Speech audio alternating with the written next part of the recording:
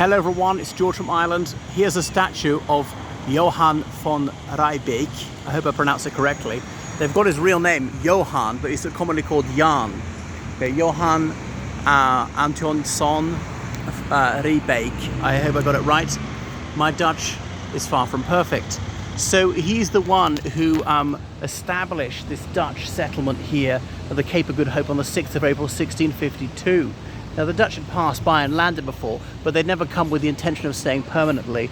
So he's establishing their cabbage patch to provide fresh provender for those Dutch ships en route to what's now called Indonesia. So he's a son of a surgeon, and he was a surgeon himself, born in a small town in the Netherlands, and he was very venturesome, sailing all the way out to what's now Indonesia. Of course, it was a very long voyage, over a year. There could be storms, pirates, you could get scurvy or anything on board, and survived. It was extremely hot in Indonesia. There were lots of tropical diseases, so life expectancy was low, but there's a lot of money. And the Dutch East India Company, they had trading posts all over Southeast Asia. He worked in what's now Vietnam for a while, but he was dismissed for doing some private business. He was meant to only deal on behalf of the company. Although as a surgeon, he was involved in the mercantile side as well.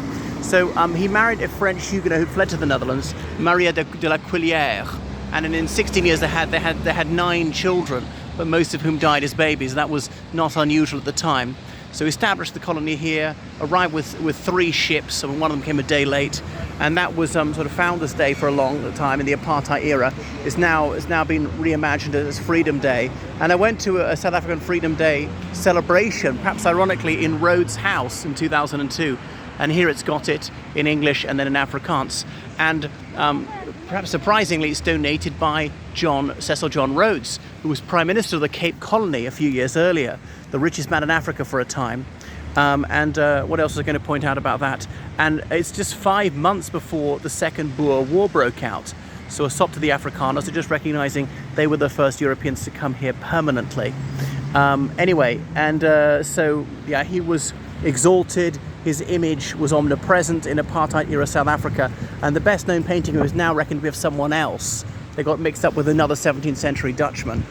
And then here is his wife, and she died at the age of only 35, and it's got it in Dutch here. So this statue of Jan van Riebeek's wife was for something from the Netherlands, I don't know, artist, yeah.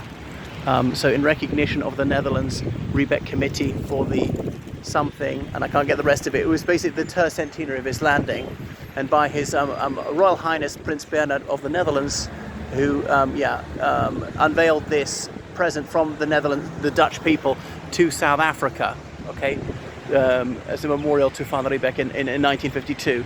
So there we go. So Maria de la Quillière, and indeed, so some of the Afrikaners, the so-called Dutch people, were actually French Protestants, but they quickly learnt Dutch and were completely absorbed into that community, which is why they've got French language names, some of them, and De Weet and the others, or Dutoit. These are common Afrikaner surnames. I can't think. Duplessis, common Afrikaner surnames, actually French ones. And indeed, there's a French school here. There's actually, to this day in Cape Town, there's a secondary school named after Jan van Riebeek. Okay, so that's it in this central square right here in Cape Town.